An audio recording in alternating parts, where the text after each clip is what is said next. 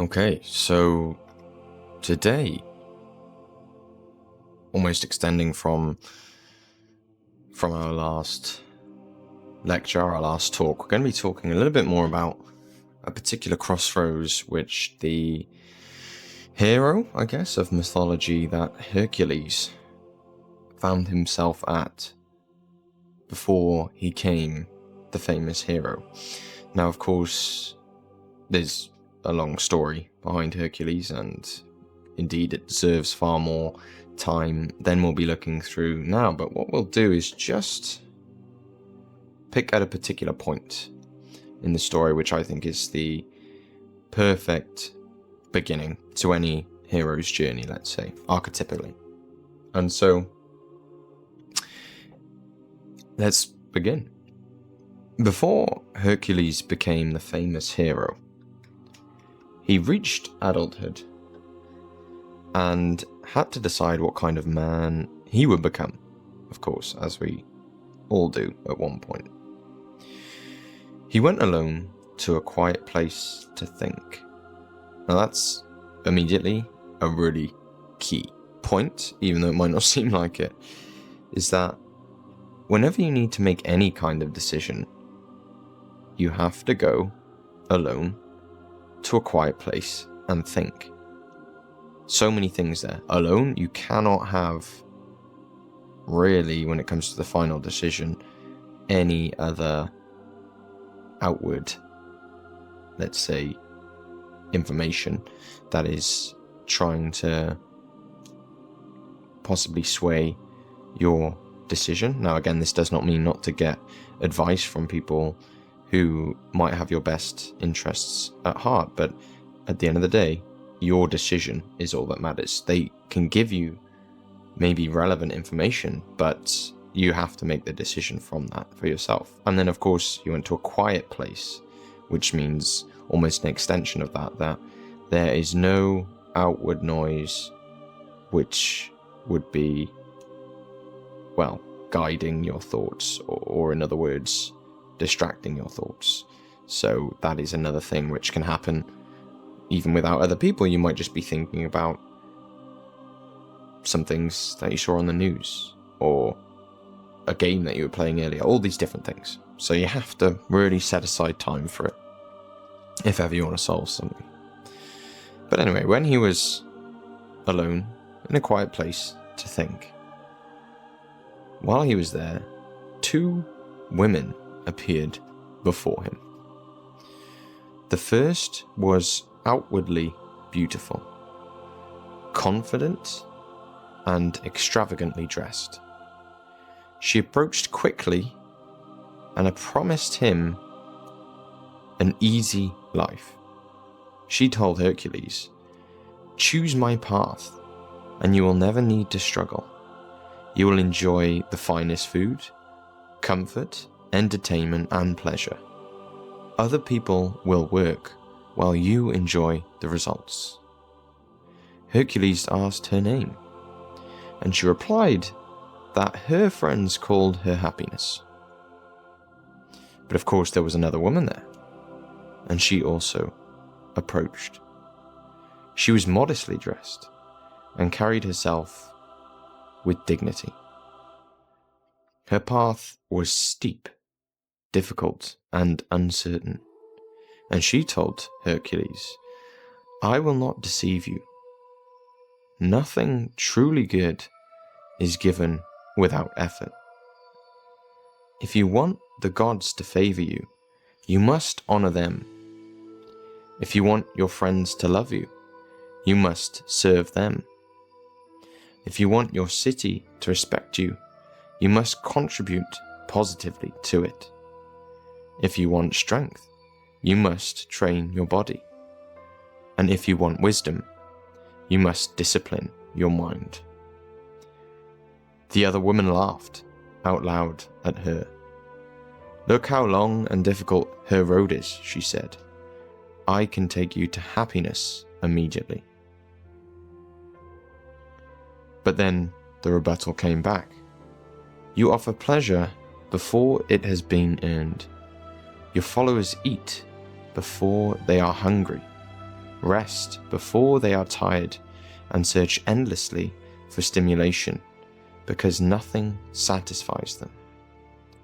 She then told Hercules that those who followed her difficult path would eventually experience something that the woman who called herself happiness could never provide. They would be trusted and loved by their friends, respected and adored by their communities, and able to look back on their lives without shame or regret. Hercules looked at the two roads, and indeed, closer at the two women. The first of these women almost seemed to have a mask on her face which almost gave her the beauty she had. But he realized that when he looked closer, there was a darkness behind. Whereas when he looked at the second woman, he realized that she was perhaps more beautiful the longer he looked at her. But she just didn't choose to outwardly value such a thing. He realized that one offered comfort for today, but then he thought, where does that lead me tomorrow? Yet the other offered demanding sacrifice, discipline, and responsibility, but also offered the possibility of becoming someone worthy of respect, becoming someone that can truly feel everlasting love and admiration for not only those around him, but the community that you create. Hercules, of course, chose the second path, and as he walked off with the woman, she told him that her name was Virtue, and along with this, the other woman's name that she told Hercules was Happiness was actually Vice. And every heroic act that followed Hercules' life began with that decision he made. So of course, there's a lot of stuff in here, but I think it's, not needed to be dug through too much to maybe find the ideas throughout this, but there is a lot to it, like really, really quite a bit, especially if you look at the two beginning debates, let's say, by the two paths, the two women. Particularly if we look at the virtues paragraph, she will not deceive you. Now that is something immediately that hits very, very deeply. And you might just think, oh, that it just doesn't lie. But think about what it's saying. If you live a life of responsibility, of accountability, of discipline, all of those things, along with each and every one following, they cannot deceive you. If you realize that you are accountable for everything that you're accountable for, which is, basically everything in your life, of course, you physically cannot be deceived by that. Whereas the other woman of Vice, she began with a deception that, as many people think, this is happiness. Why don't you just, be happy today by not struggling and enjoying the best food and comfort, entertainment, and pleasure? And then even more so, as you look at the virtues,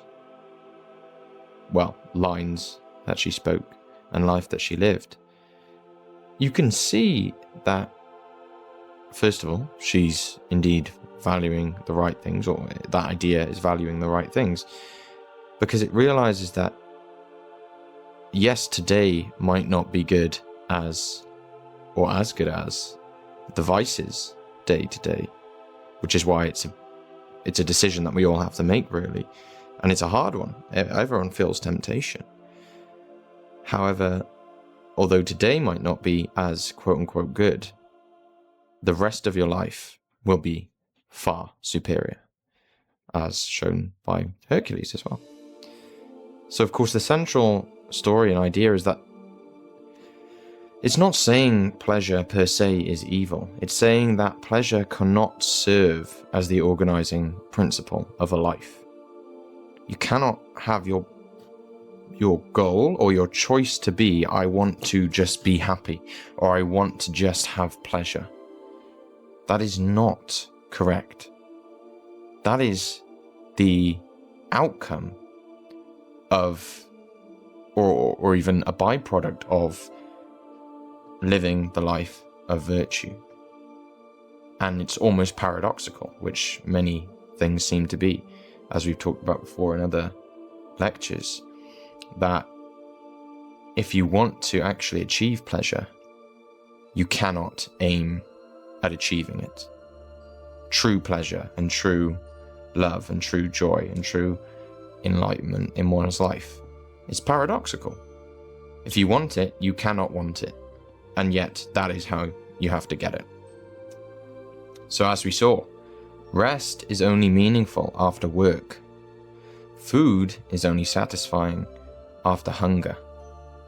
Achievement matters because it requires sacrifice. And if, of course, you try and live without that, you end up sacrificing elsewhere.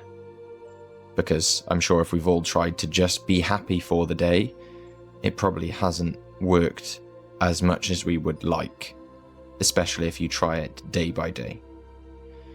And so this crossroads is not encountered only once. In fact, it's something that you encounter every day. You can even think about Hercules here. Although in this particular story, it's a very visual and almost realistic scenario that he found himself in. He walked into a forest, let's say, and then this happened. But as he moved through his life, he probably thought back to this exact interaction and this exact scenario, maybe even every day, maybe even every hour. Who knows? We can all think about it at different points. But the two options that we get, the two paths that we get to choose, are ours and ours alone. So, of course, we stand there every day. Do I choose what is easiest now, or what will make me better later? This, of course, is a lovely archetypal story as well, because we see this is almost the turning point. This is the crossroads that Hercules takes in order to become a hero. And again, there's a lot more story that comes after this. But if you think about any hero that you look up to, they have always had to make this particular decision of what they want to do with their lives. So do the same.